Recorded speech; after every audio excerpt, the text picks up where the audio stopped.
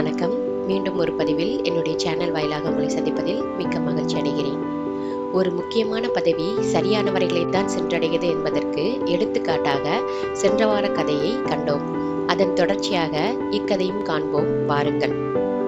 சின்னுவும் பாபுவும் நண்பர்கள். சின்னு சின்ன காரியமாக இருந்தாலும் பாபுவை கண்மூடித்தனமாக நம்புவான். ஒரு நாள் சின்னு அலுவல் ஒன்றின் விஷயமாக வெளியூர் போக வேண்டியிருந்தது. ஆகவே தன் வீட்டில் வைத்திருந்த விலை உயர்ந்த கல் ஒன்றினை பாபுவிடம் கொண்டு வந்து கொடுத்து தான் ஊர் சென்று திரும்பும் வரை அதை பத்திரமாக பாதுகாத்து வைத்திருந்து தர வேண்டும் என்று கேட்டுக்கொண்டான். பாபுவும் சம்மதித்தான். 2 மாதங்கள் கழிந்தவுடன் வெளியூர் சென்றிருந்த சின்னு ஊர் திரும்பினான். திரும்பியவுடன் நேரே பெரியசாமியிடம் சென்று தான் கொடுத்துவிட்டு போன கல்லை திரும்ப தர வேண்டும் என்று கேட்டுக்கொண்டான்.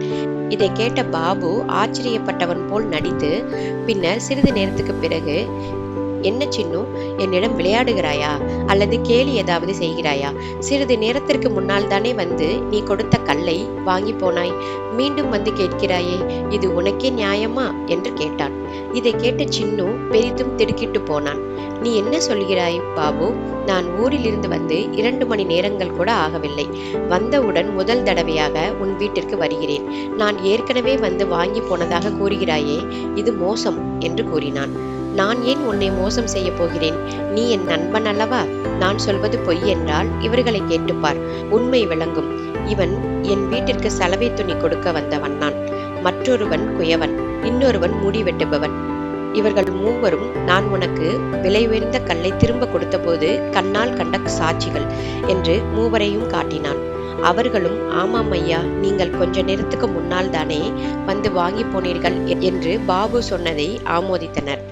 சின்னுவிற்கு என்ன செய்வதென்றே விளங்கவில்லை. உடனே நீதிபதியின் நினைவு அவனுக்கு சட்டென்று வந்தது. மறுமொழி ஏதும் பேசாமல் அங்கிருந்து நகர்ந்தான்.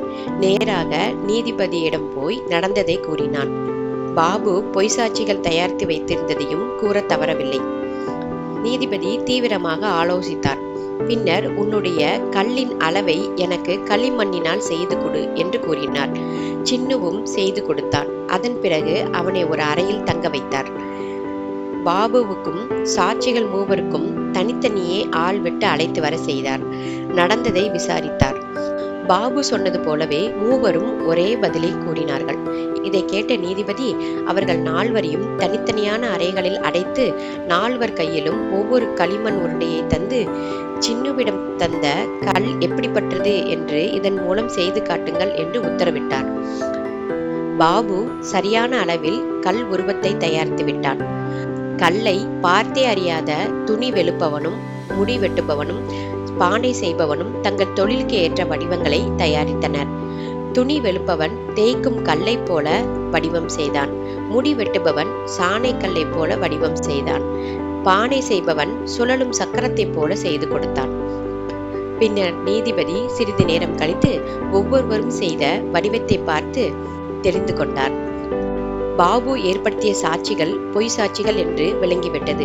உடனே பாபுவையும் மற்றவர்களையும் அடித்தும் மிரட்டியும் உண்மையினை வெளியே கொண்டு வந்தார்கள். சின்னு சந்தோஷமாக தனது கல்லை திருப்பி பெற்றுக்கொண்டான். பாபுவிற்கு தக்க தண்டனை கொடுக்கப்பட்டது.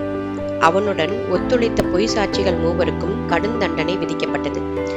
மற்றவர்களுக்கு கேடு நினைத்தால் அது பாடாய் முடியும் என்ற பாடத்தை 4வரும் அன்று கற்றுக்கொண்டனர். மீண்டும் மற்றொரு பதிவில் உங்களை சந்திக்கிறேன். அதுவரை உங்களிடமிருந்து விடைபெறுவது கணேஷ் சேதுராமலிங்கம். என்னுடைய சேனலை சப்ஸ்கிரைப், லைக், ஷேர் செய்து எனக்கு ஊக்கமளியுங்கள். நம்மை இணைத்த இயற்கைக்கு நன்றி கூறி விடைபெறுகிறேன். நன்றி, வணக்கம்.